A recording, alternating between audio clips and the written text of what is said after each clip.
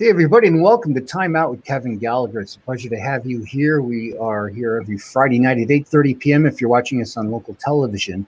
And you can also hear us on the Truth Be Told radio network every, well, not Monday, but Friday night at 9 p.m. Those times are Eastern. You can also check us out on YouTube. You can go to timeoutyoutube.com. That's timeoutyoutube.com. And you can see almost 25 years worth of programming that we've done over that many years. So it's hard to believe we're hitting the 25-year mark of all this. But I have a super fascinating show. And even if you're not a Christian, you're going to find this show really, really fascinating. I had come across this information a long time ago. And through a mutual friend of my guest and myself, and became exposed to it. And most people believe, I guess, that Jesus Christ was born on December 25th, and that's just taken as assumption. But when you actually start looking into what the Bible actually says, and you look at a lot of the things that are being talked about, the Christian mythology, shall we say, about the birth of Christ and what the Bible actually says are really two different things. I will say this to start off before we get to our guest, and that is from the best that we can tell from evidence given in Scripture, and also what we see in the sky, the stars and the alignment of the stars, which is very important. We're going to get into probably some of that tonight, is that the birth of Christ happened on September 11 of the year 3 BC. And if you're counting it a little different way, it could be 2 BC. But it's that date, and it's a very, very interesting date. We're going to get into a lot of this. Tim Kynes is with us. He also has a TV show, a radio show. He's done TV in the past, but he has a radio show, brand new show, by the way, that's on Friday nights at 10 p.m. Eastern on the Truth Be Told radio network. And I want to say welcome, Tim. It's good to see you again. Thank you. And, give people a little background about yourself, and please add to the introduction that I just gave. Oh, certainly. Well, as you said, my name is Tim Kynes. I have been a very serious student of the Bible for, let's do the math in my head. About 35 years. And Okay. like you, I was introduced to the hypothesis that Jesus was not born on December 25th about 35 years ago, roughly. Okay. And, at first it was, a curiosity. And I read a couple of books and it was like, oh, wow, that's really cool. But the background to why my research built into such a significant thing for me, it really is the passion. I mean, I'm a pretty accomplished Bible teacher. I've taught all over the world, and I've taught on a wide variety of biblical subjects. But if I had to limit myself to one, this would be it. I would study this for the rest of my life, and I would never be able to exhaust the information. Because what happened was I've got an older brother who's a playwright, and he and I actually read very similar material at the same time. He's also a Christian. We were both introduced to this hypothesis about the same time, okay? And he was actually asked by a good friend and mentor of his if he would write and produce a series of dramatic productions about the life and ministry of Jesus Christ. Now, the plan was it was going to be an entire series about his life. But of course, you start with his birth. And at the time, and this is very interesting based upon what I have discovered over 30 years of research, is at the time he thought to himself, he's figuring out, so how do I tell the nativity story in such a way that it keeps people's interest? Because everybody already knows it.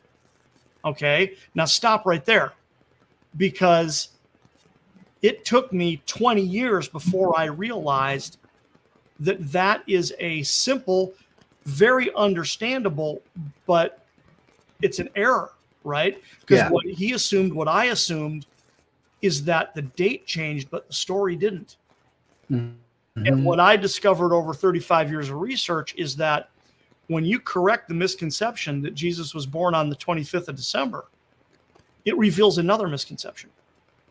And then when you correct that misconception, it reveals another one. And then it just keeps going and going and going and going. And finally, after 20 years of research, I went, wait a second.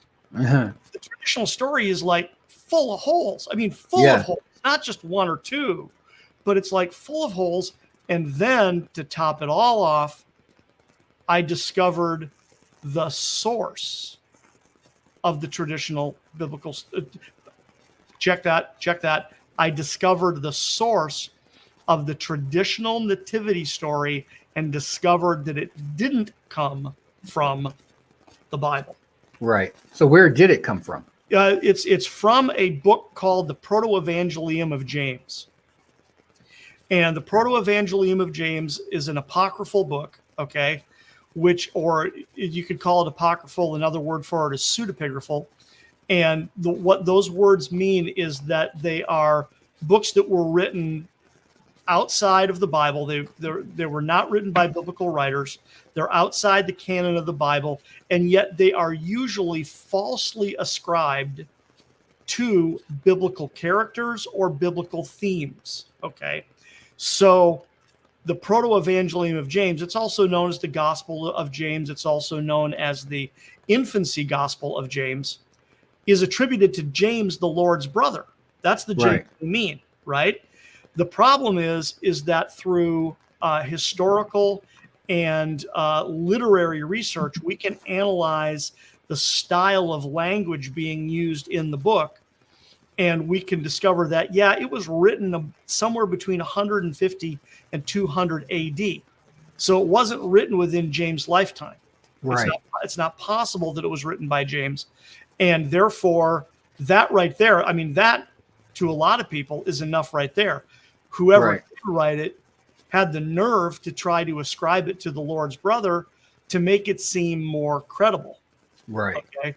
But a lot of the components of the traditional nativity story come from this book. Very interesting. So please continue. Okay, well, let's give a couple of examples, right? So as an example, the notion that Mary rode on the back of a donkey comes from the Proto-Evangelium of James, okay? Now, that's problematic for a couple of reasons. How pregnant was she when she rode the donkey? Yeah, I've thought about that too, because, it's not like here we are in the 21st century and we're in a car, you put the woman that's water has broke, or she's going into labor, and you put her in the car and you get her to the hospital. If she's traveling in that day and time, like you said, on a donkey or something, and she's very pregnant, let's put it that way, right? And she traveling that way at that day and time would be absolutely tedious, to put it lightly. Right. Yeah. So that was kind of the first clue. Is I went, wait a second, because I've seen some really excellent biblical production or biblical productions. Just call it productions. It's not biblical. That's the problem. I've seen some really excellent productions of the traditional nativity story. Some that even used live animals. Right. And I still have the picture in my head of this. Of a donkey coming in a live production, right? And the donkey comes into the scene. Mary is on the back of the donkey. Joseph is leading the donkey. Now, of course, the woman who's playing Mary isn't really pregnant, of course. Right. But in the play, she's having contractions on the back of the donkey. Yeah. And at the time, it just never even occurred to me. I was too young in the word, naive. But over time, I went, that's insane. Yeah. You're not going to ride a donkey at anything after 8 months. Even before that is highly questionable, but certainly once you hit about 8 months. Now, interestingly enough, and we don't have to go there now, we can go there later or set it aside for the moment. Yeah. I actually think they traveled way early in her pregnancy. I don't think that she was past 4 months pregnant when they traveled, because that would be the wise thing to do. Right. Well, you're like going to be one of the first people that I tell this to. Okay. Another concept that is in the Proto-Evangelium that I believe is wholly inaccurate is that Mary was publicly discovered to be pregnant. Okay. There's no way she was publicly discovered to be pregnant. I do not believe that. And that's straight from the Proto-Evangelium of James. Contrarily, when you read the scripture, okay, I don't have it memorized, unfortunately, but there's two segments in the Gospels where something happened to Mary, and she wasn't the only one who knew it, okay? Okay. But it very explicitly says, and Mary kept this to herself. Okay? Now, the point there being is that although there were others that did know, and maybe they did tell people, Mary was a secretive person. Okay. Okay? And her reputation, and frankly, her life would be in danger. Right. Let alone the entire story of redemption relied on her not being discovered. Okay. So therefore, what in the work I've done over 30 years, we all know that she discovers that she's pregnant and she takes off to visit her cousin Elizabeth, her relative Elizabeth. She's there for 3 months and then she comes back. Okay. I believe she came back because she was already betrothed to Joseph, right?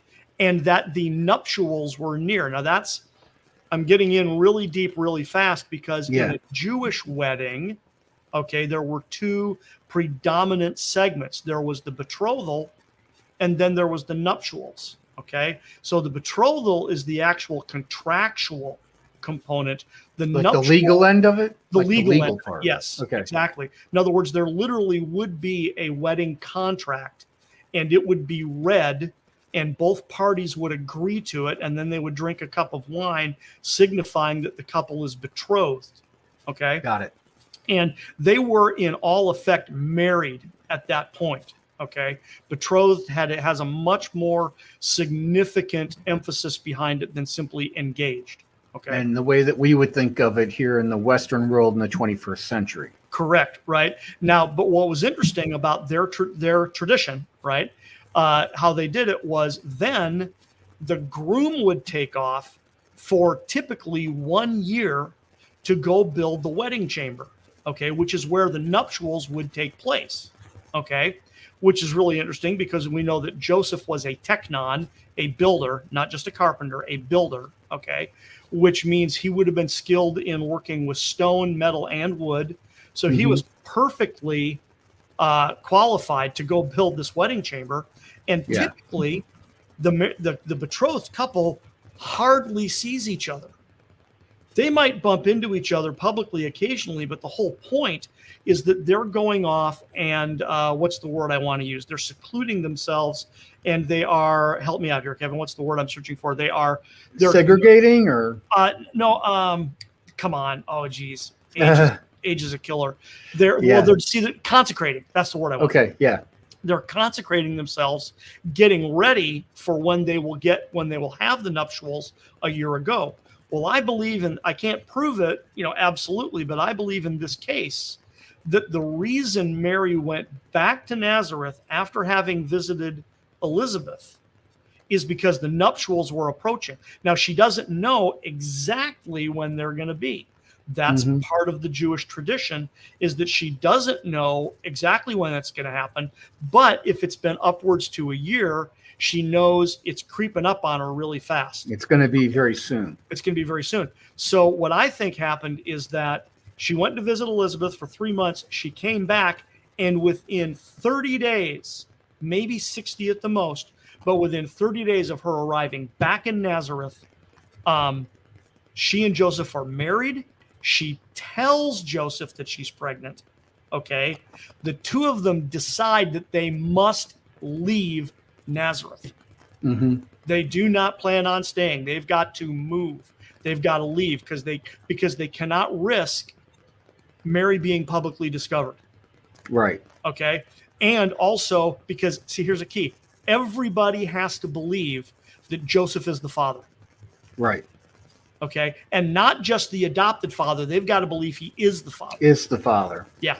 Right. Because if my memory's correct, in that day and time, in that culture, for her to be discovered like that, she could have been stoned to death, correct? Correct. She could have been. Yeah. It's unlikely because by the time that came about, the practice of stoning for adultery wasn't really emphasized that much anymore. So it's kind of unlikely. But at the same time, you never know. You never know. Who you tell. I mean, in the Proto-Evangelium, the story they tell is really bizarre because in that one, when they are publicly discovered, quote unquote, the authorities throw a fit and bring them up on charges of committing a crime, which is just bizarre as all get out. But like I said, back to the timeline that I think really happened, she visits Elizabeth, she comes back, they go through the nuptials, they decide that they must leave, because Joseph at first is, when Mary tells him, at first he's going to divorce her quietly, right? Yeah. And then the angel of the Lord speaks to him in the dream, Gabriel speaks to him in a dream and says, no. Yeah. Flip it over. Don't divorce her. You got to marry her. You got to follow through. You got to marry her. You got to follow through because she didn't commit adultery. Because she didn't commit adultery. And by the way, your son, quote unquote, is going to be the Messiah and he's going to save like all mankind. So this is kind of important, right?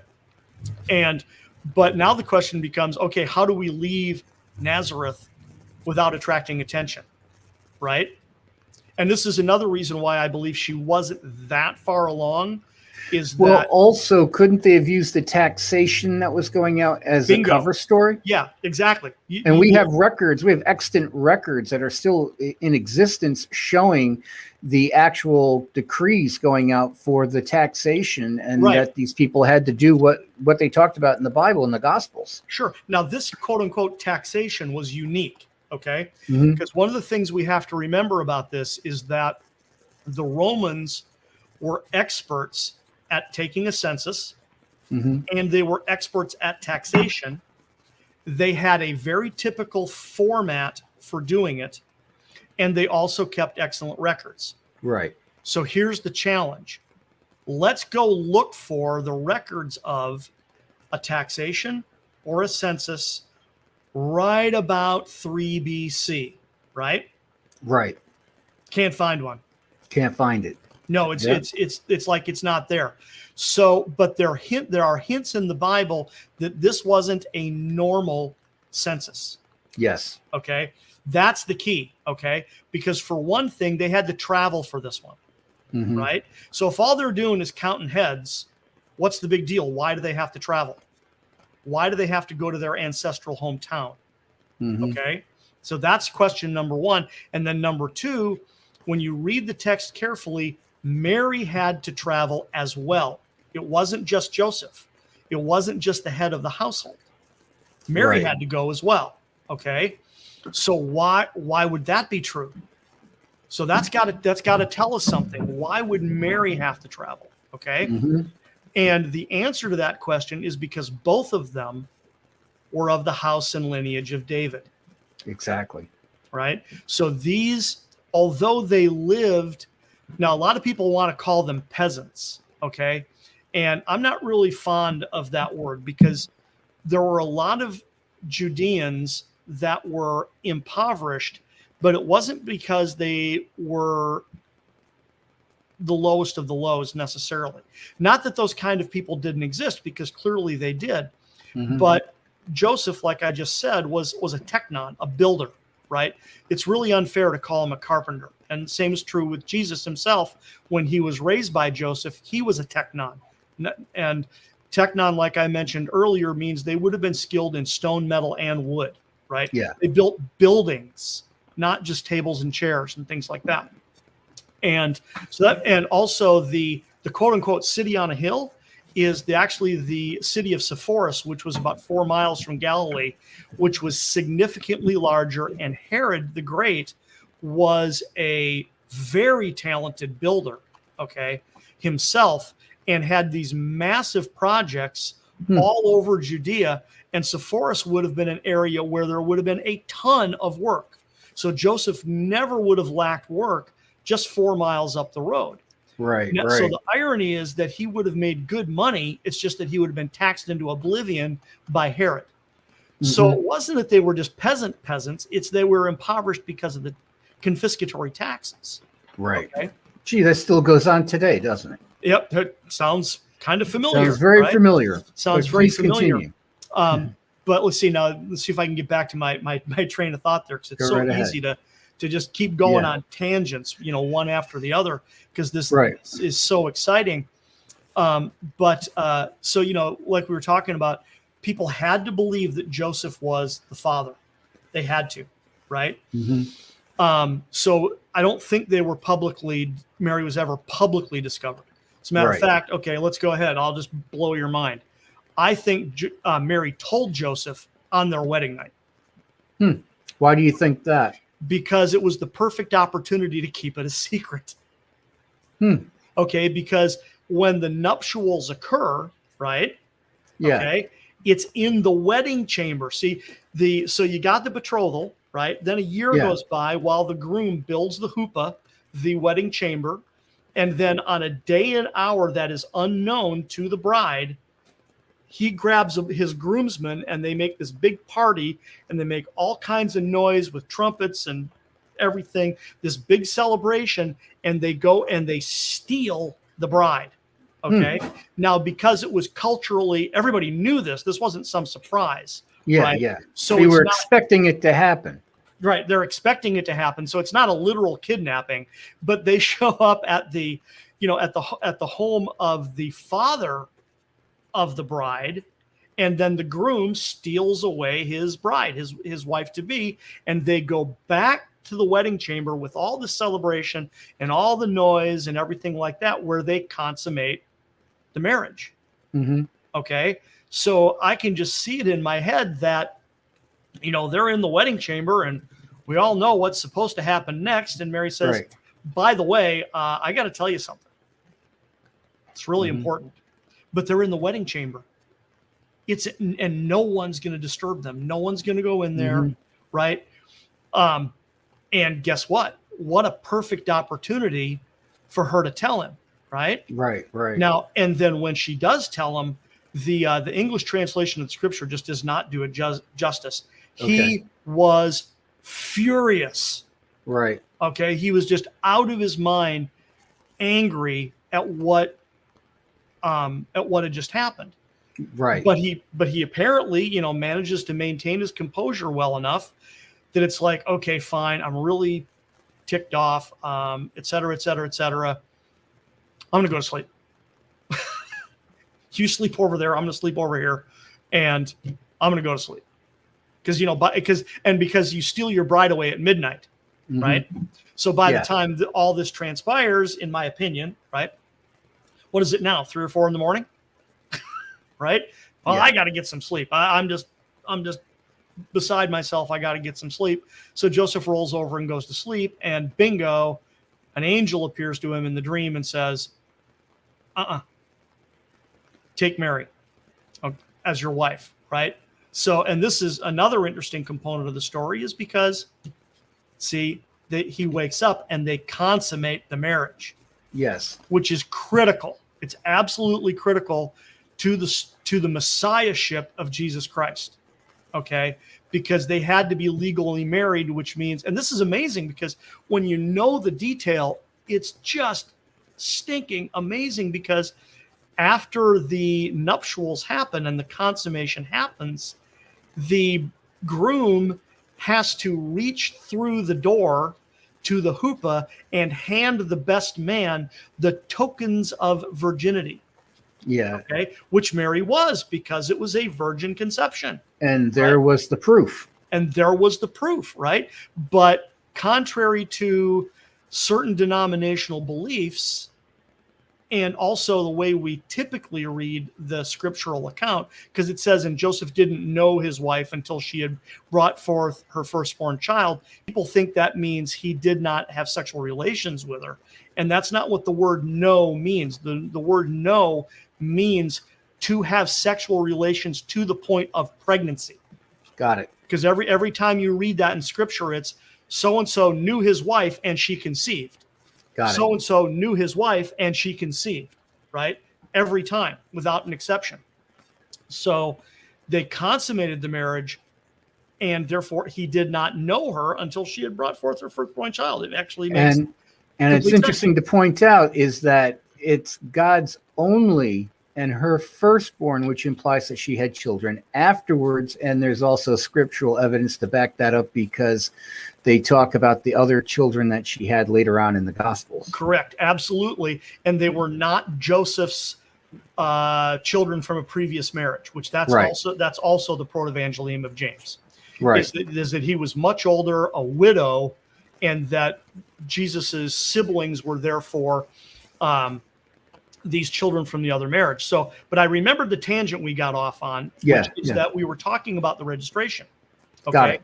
And thank you, because I mean, you finished my sentence. I didn't even get to the big surprise that this was a very special registration. Okay. Okay. The Greek word there can be translated census. It Mhm. can be translated taxation, but most appropriately, it's simply a registration. Okay, which could mean collecting money, or it could mean that they're counting heads, but it's really a registration. And talk about the timing for a moment. Just like you hypothesized a second ago, that's exactly what I think happened. Is that once again, she visits Elizabeth, she comes back, the nuptials happen, she tells Joseph, they're devising a plan, they decide to leave Nazareth, they can't really figure out how to do that, and then bang, this decree comes out from Augustus Caesar that every notable citizen, that's the key word, every notable citizen in the provinces and the client kingdoms must register. And that is Joseph and Mary, because they were both of the house and lineage of David. So it required them to travel to the ancestral hometown. Got it. So it would earmark them as opposed to a common peasant. Exactly. And so, yeah, exactly. That's why I say I don't like the phrase peasant, because they were, number one, they were Judeans. They were of the tribe of Judah, which is the royal tribe. And then both of them were directly descended from David. Okay. From David. I mean, and that's King David. That's a big deal, right? It's royal lineage. Yeah, they're royals. They are they're royals, straight up, right? So we missed that because we just think, oh, they were, I do, and they really weren't commoners. That's not true either. But I prefer that to peasant, right? Got it. That socially, in a Roman-dominated society, with Herod as the pretender king, the appointed king of the Jews, quote unquote, they would have had the appearance of being a commoner, but in reality, they were royals. Mm-hmm. Okay, so where would you like to take this to next? Well, I mean, we can go a lot of places. I mean, we can keep talking about, the fact that this is, in my opinion, this is the story, right? Yeah. This is the story. But we can change gears. We can talk about the date that he really the date. Let's do the date. Let's do that. Let's do the date. How do we arrive at that date of September 11, 3 BC, or according to maybe what calendar you're looking at, 2 BC? Okay. Well, I think it's in the Bible. Okay. Now this is interesting because when you present this information to people who have never heard it before, you get a couple of different reactions. Some people are shocked. Some people are like, "Oh my God!" and it's like you stab them in the heart with a spoon, because they think you're assaulting their cherished, quote unquote Christmas traditions, and not really. I'm just trying to read the Bible and tell the story as it happened. Okay, so some people are truly shocked because they've been fed the traditional story their entire life. They don't know better. Other people are like, "Really? Where'd you get that idea?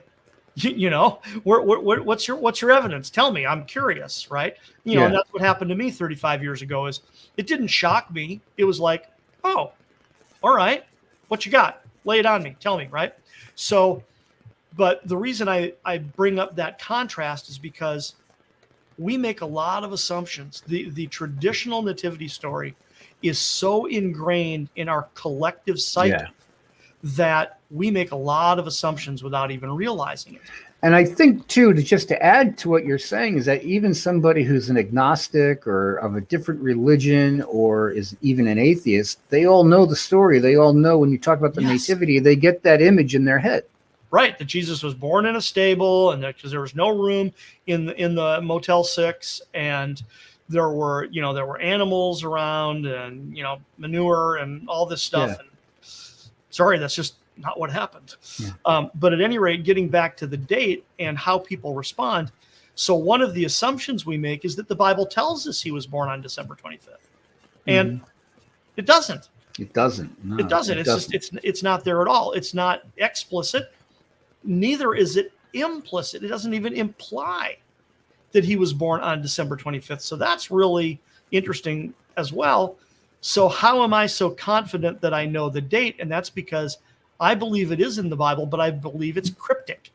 That is the point. It's cryptic. You've got to decode what the Bible is saying. And if you understand how the Jews interpret Scripture, the fact that there would be a cryptic, that you would have to decipher a code, is not unusual at all.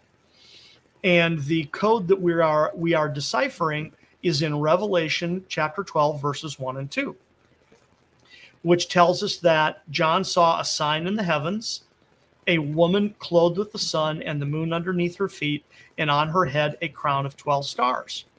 And for those of us that are already familiar with this, we recognize that that's a sign. When John says in the heavens, he means the night sky. Right. And that the woman is the constellation Virgo, and the crown is the constellation Leo. And so we actually have a pretty explicit description of what to look for. Now, I should mention right away that it's not a third sign, it's just an additional reference. I believe it refers to the same sign. Okay. Which is Genesis 49:10. Okay. Genesis 49:10 is Jacob prophesying over his sons, and he prophesies over Judah, and he prophesies that Judah will be the royal tribe. And he says, the scepter shall not depart from Judah, nor a lawgiver from between his feet until Shiloh comes. And it's frankly a little bit complicated, but I believe that is yet again another reference to an astronomical sign, and it is a reference to the asterism that we call Leo, right? But in addition, it's also a reference to the planet Jupiter and the star Regulus. That is the lawgiver and the between his feet. See, because the star Regulus, if you're at all familiar with it, and you can do this on an astronomy, computer program, or even just a star chart, when you look at the quote unquote pictures, right? Which the constellations, right? Regulus is between Leo's feet. And on this particular date, this is the reason you can track it down to September 11, 3 BC, is on this particular date, the planet Jupiter, which is the king planet, is in conjunction with Regulus, the king star, in the constellation of Leo. So that right there is a pretty heavy duty sign. But then when you combine it with a woman clothed with the sun and the moon underneath her feet, and you realize that these two constellations are right next to each other. Yeah. Okay. Then you start going, wait a second, time out. What the heck is going on here? Because that is not a coincidence. Okay. That all these details start to drop in one at a time. Okay. Because I'll describe it here in a second, but the woman clothed with the sun and the moon underneath her feet, that's actually relatively common. Okay. But when you add the crown of 12 stars, now it makes it extraordinarily uncommon. Now you have a sign that only occurs every couple of thousand years. Okay, so that would make it very rare, and for it to happen at that particular point in time would be miraculous. Exactly, right. The timing, obviously God set the sun and the moon and the stars in their courses. I mean, he tells us that in Genesis 1:14, that the stars are for signs and seasons and days and years. And so It says in the Bible, Yeah, yeah. this is what the stars are for. It tells us, right? Slap you in the face. Yeah. The stars are for signs and seasons and days and years. I think it's what, like you said, Genesis 1:14, right? 1:14, yeah. Yeah. And so now John is having, he's having a vision, but nonetheless, he saw this in the night sky, that you've got this spectacular sign. So the woman clothed with the sun, right, Yes. is the constellation Virgo. Okay. And if you can imagine my arm being the woman, with this as being her head and this as being her feet, she's actually turned upside down like this. Okay. Her head is down here and her feet are up here. And the horizon is running right through the middle of her body. Okay. Okay. So the setting sun is right here in the middle of her body. That's a woman clothed with the sun. Right in her belly. Right smack in her belly. Right smack in the middle of her body. It's a woman clothed with the sun. And then over here, got to do this for the camera. It's backwards on the camera. Over here is the setting moon. The moon is under her feet. Okay. So that's the woman clothed with the sun and the moon underneath her feet. Now that is relatively common. Okay. It's not extraordinarily uncommon. It's relatively common. But for the moon to be under her feet, they've actually got to be under her feet. Okay. The moon can't be in the middle of her body, for example, or by her head, because that wouldn't be the moon under her feet. Yeah, and to think about the perspectives too, the moon is a heck of a lot closer to Earth than the stars are. They're millions and millions of miles away. The moon is about 250,000 miles away. Exactly. So you can plug these parameters into a computer program, okay, and discover, say, okay, I want to, and I'm kind of jumping ahead. Go ahead. But if you said, I want to see the western horizon visible from Jerusalem, which is the same as Bethlehem, they're only 6 miles apart. Yeah. From Jerusalem, the night sky, setting sun, September 11th, 3 BC, you find that sign. You'll find it. Yep, you'll find it. Now, if you try to look any other date, like if you only go 24 hours in front or in back, you don't get it. Mm-hmm. Okay. This is also the reason now, and I understand why you said this earlier in the program. There are some people that think this happened in 2 BC. I'm not going to argue very heavily with them. Okay. Because I understand their reasoning, and we don't have every detail we need yet. This is an ongoing investigation, right? Yeah. But this is another reason I think it is 3 BC, is because the woman clothed with the sun, the moon underneath her feet, and the crown of 12 stars, that occurred in 3 BC. Got it. I'm pretty sure it didn't. That would make sense. Now, what I want to focus on here, and I think it's important, is because it's a part of the nativity, and we talk about the quote 3 wise men, and I know for a fact that it wasn't 3, and there's reasons we can go into, but what I want to make sure that we know about is, when did they arrive? But even before we get to that, why there wasn't just 3, and even before that, what is it that they saw in the night sky that said, we need to leave Iran and go to Jerusalem? Right. Now, we would need an entire additional segment to do all of that. Or maybe 2 or 3. But I'll burn through some of it. Okay. Okay. Now, one of the things that like I said, this is an ongoing investigation. So it's been going on for at least 35 years in my life, let alone all the other people that are researching it, right? Because we're not alone. There's a lot of people that are digging into this, trying to figure out what happened. I don't know that the sign I just described was seen by the Magi. Okay. It may have been. It may not have been. We're not sure. Okay. Maybe they did. It's entirely possible that they did. But when you try to decipher what the Magi saw, it's very important to understand, what were they looking for? Okay. Exactly. So in other words, what we have to do is we have to engage in a study of what is known as archaeoastronomy. And archaeoastronomy is a big fancy word that simply means, what ancient cultures knew and understood and believed about astronomy. Okay. And we're talking about a part of the world, Mesopotamia, okay, which is where the Magi were from. But that is a part of the world where the study of astronomy, for a lack of a better word, is where it was born, right? Okay. And at first it was very crude because the ancients, I mean, we're talking 1000 BC, 1500 BC, 2000 BC. Right. They hadn't figured out yet that the sky was three-dimensional. Got it.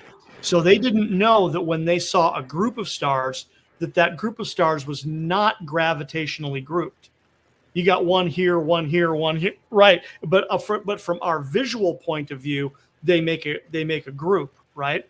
So most truly ancient astronomy, up until the Greeks, it was the Greeks that put together that it was three-dimensional. Okay. Got it. So most ancient astronomy, up until the Greeks, astronomy was almost exclusively math-based. Mhm. Okay, not geometry-based, not three-dimensional, two-dimensional. Okay, so if we ask ourselves the question, well, how did the Magi engage in their study of astronomy? What is it they did? Right. What is it Right. they looked for? And does that match the record in Scripture? Okay. One of the things they truly emphasized was they watched for what is known as the heliacal risings of certain planets. Okay. Now, what that means is it's from the Greek word helios, which is the word for the sun. Mm-hmm. So a heliacal rising is the rising of a planet above the horizon in the morning sky before the sun pops up and the brightness of the sun Before sunrise. occludes the star, right? So they tracked the heliacal risings of the various planets. Now, they didn't know they were planets. They simply called them stars. Everything was a star, right? Because that was just all they knew. Now, we understand them to be planets. But in particular, they tracked the heliacal risings of Venus and Jupiter, okay? Jupiter. And because they were some of the most notable, they were some of the brightest in the morning sky, right? Yep. So when one of those and a true heliacal rising is the first day that happens each season. Okay. Now it will happen for several days, right? So if Venus pops up above the horizon before sunrise, on Tuesday, August 28th, it's going to do it on the 29th and the 30th and et cetera, et cetera. Mm-hmm. But what's going to happen is over time, the rotation will make Venus further and further away from it. I forget if I got it. It's one of the two. It either gets further and further. And it's because nothing is stationary. Exactly. We're on a planet that's moving. Venus is moving, and we're at different distances from the sun. Exactly. So things you have to look at it's relative. So in other words, the different orbits mean that within a few days you're not going to see that anymore. Exactly. Okay, right? Either because it got too far from the sun or too close to the sun. I forget which. But within a few days, you're not going to see it anymore. So what they would do is they would track that and they'd say, okay, well, this year, the heliacal rising was on this day. This year, it was on this day. This year, it was on this day. This year, it was on this day, right? And they meticulously recorded that.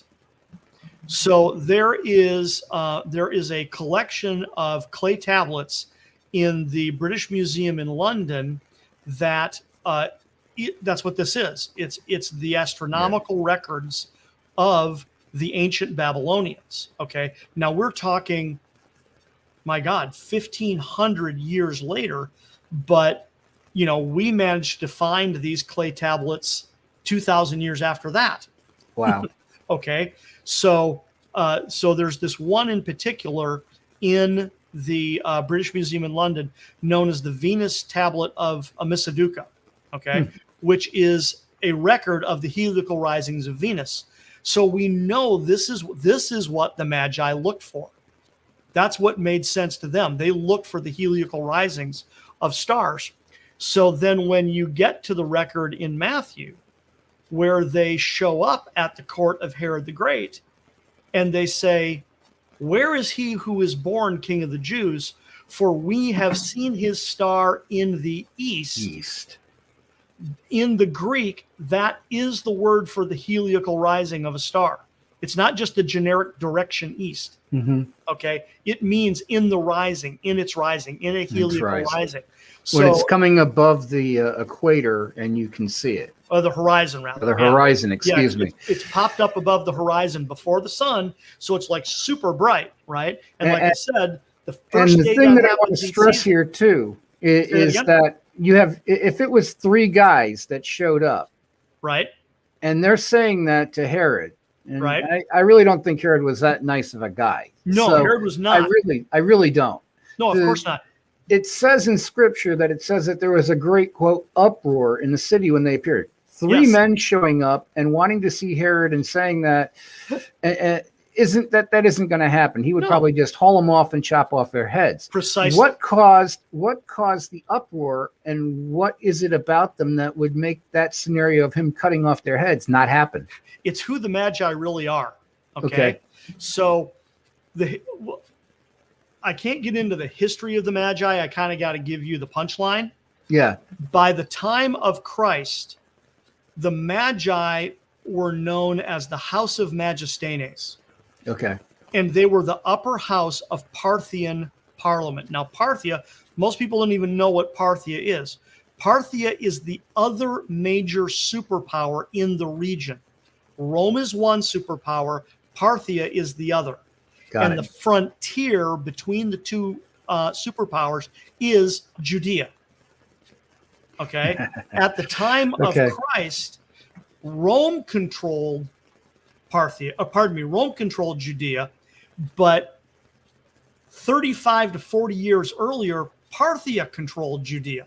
Got it. Okay. So this is part of the bigger picture. Herod, when Herod was appointed king of the Jews by Rome, Rome did not control Judea.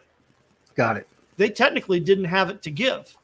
But also, they from what I understand, it was like 3, 4, 5, 6,000 people that walked into the city because they traveled with their own army. Correct. Correct. Yeah, that's why nobody would touch him. That's why he thought he was probably being invaded. Right. See that, that's the point I'm getting to. Yeah. So when Herod was appointed king, see what happened was the very reason Herod got appointed king is because the Parthians invaded Judea and drove the Romans and the Roman appointees out. So Herod fled to Alexandria, Egypt first to try to meet his good friend Mark Antony, the Roman general Mark Antony. Mm-hmm. He didn't find him there, so Cleopatra puts him on a ship for Rome, where he does, because these are all contemporaries, and he was his friend. Herod and Antony were friends. So he meets Antony in Rome. Antony introduces him to Augustus, and then Augustus and Antony take him to the Senate and say, hey, this would be the perfect client king in Judea. Let's make him king. So they do, right? But the problem is that the Parthians control Judea. Mm-hmm. So the Romans give Herod 11 Roman legions to militarily retake Judea from the Parthians. It takes him 3 years to reconquer the country. So he does. But you are absolutely correct, because now you got to fast forward 35 years later. Rome controls Judea. Parthia is the superpower right next door. And the Magistenes, who everybody knows who they are. That's another reason it wasn't 3 wise guys on camels. Okay. Yeah. Everybody knows who these guys are. Their job description in Parthia is they appoint kings. Okay. In Parthia, they had an unusual practice that was not common in that part of the world in the ancient culture. Most ancient cultures practiced what is called the right of primogeniture. Mm-hmm. And the right of primogeniture means when the king dies, his oldest son becomes king. Right. The Parthians didn't do that. That's the problem. They didn't do that. Okay. In Parthia, when the king dies, the Magi determine who the next king is. Mm-hmm. Okay. They consult the genealogies. They consult the stars. They find out whether anybody had a significant dream about it or not. And then they appoint the next king. Right, and that's one of the reasons why the Romans, when you had battles going on about, who was going to be in power, that's why they would wipe out whole families. Exactly. Well, and it's funny because, go figure, the king of Parthia had just died, by the way. Okay. Okay, so that makes complete sense. That Mhm. Phraates the fourth? No, not Phraates. Yeah, Phraates the fourth. Phraates the fourth of Parthia had just died, so the Magistanes are determining who the next king is going to be, and Mhm. apparently they determined that the next king would be this young Judean. Okay, Okay. so now you have to imagine this, and you're absolutely correct. They've got to travel from their capital in Ctesiphon, which would be modern day Iran, okay, on the Euphrates River. Would take about a month to make the journey, but they would have traveled into Roman territory. Okay, you don't do that without military escort. And also, they were traveling with some pretty valuable stuff, and you wouldn't travel down the Silk Road or areas like that alone with three people with a lot of value, No, with people wanting to rob you and everything else. But if you have an army of a few thousand, right? nobody's going to even come near you. They're not even going to bother. No, They're exactly. going to pass you by, and they're going to go find somebody else to rob. Plus, this is an Eastern culture that at one time we would have said that they were Orientals, right? Yes. Because they're east of Constantinople, right? Right. The Magi traveled in tremendous pomp and circumstance. Everybody knew they were on the road when they were traveling. Now, is it true that when they came into the city, it took hours and hours and hours for them to get in? Yeah, there. I have a record that speaks of the fact that, see, and I truly believe they would have. So the Silk Road was a network of roads throughout the East. Okay, Yeah. they would have traveled. They would have followed the Silk Road northwest along the Euphrates River until they got to the city of Rasafa, where they would have met up with the King's Highway, which goes from Rasafa all the way down to Egypt. They would have followed the King's Road through Damascus. Okay. And boy, can we talk about that, but we're going to run out of time. Yeah. We got probably about 3 minutes. So Right. anything you haven't covered that you'd like to get out on the air, do it right now before we go bye-bye. Well, let me just hit you with that last detail. Sure. And that is the Esther Gate in Damascus, which still stands today. Okay. The Esther Gate in Damascus, if we had, I have pictures of it, I just didn't arrange to get them up on screen here. But when you look at the Esther Gate, it had three portals, right? The main one in the middle, which would have been big enough for carts and horses and stuff like that, and then two on the side that individuals could have walked through. The record I have says that it took them from before sunrise until afternoon for the procession to pass through the Esther Gate in Damascus. Wow. And then the word of mouth is going like crazy. And that's, of course, getting to Herod. And Correct. Everybody's flipping out because you got this huge entourage coming in and nobody really knows why. Right. And even though it's been 35 years, Herod has already fought them. And they're like we said, their job is that they are kingmakers. So now it takes that quaint biblical phrase that we just blow right past. Yeah. Where is he who was born King of the Jews? Yeah. For we have seen his star in the east, and we are come to worship him. And then, like you said, it says, and Herod and all Jerusalem was greatly troubled. Yeah, we're in an uproar. It's unreal. They were in an uproar because an army had come to invade. Yes. And appoint a new king. And Herod thought that they were going to be unappointing him. Exactly. Yeah. Very interesting. It's very interesting stuff. And so I got a few minutes more. What else would you like to get out on the air? I want to see, I'm trying to limit this because this subject, I could sit here and talk to you for the next 5-6 hours and I got limited time. So I'm trying to get the good stuff out on the air, right. Well, on one hand, we absolutely want to get the good stuff out on the air. On the other hand, we don't want to give away too many punchlines in one episode because then we can't do other episodes. But, I would say that the summary is, as we have already indicated, is that the real story is really quite different than the traditional Very much story. different. very much different. A lot of the basics are the same. Sure, yeah, Mary and Joseph traveled to Bethlehem. That remains the same. That didn't change. Yeah, the Magi showed up. That, now how they showed up and when and their numbers is radically different. But the fact that the Magi showed up, is the same, right? The shepherds, the angels. So in the super, super, super broad strokes, it's the same story. But in the details, it's not. And we'll leave. We don't have the time to get into it, but we'll leave this for another time for people to ponder. The wise men were not at the nativity. Yeah, no, correct. Yeah, and that we didn't. They were not there. They were not there. They arrived later. Yep. Much later. Yep. And, now it makes your nativity set much more symmetrical to have the shepherds on one side and the Magi on the other. But no, they arrived 15 months later. Yeah.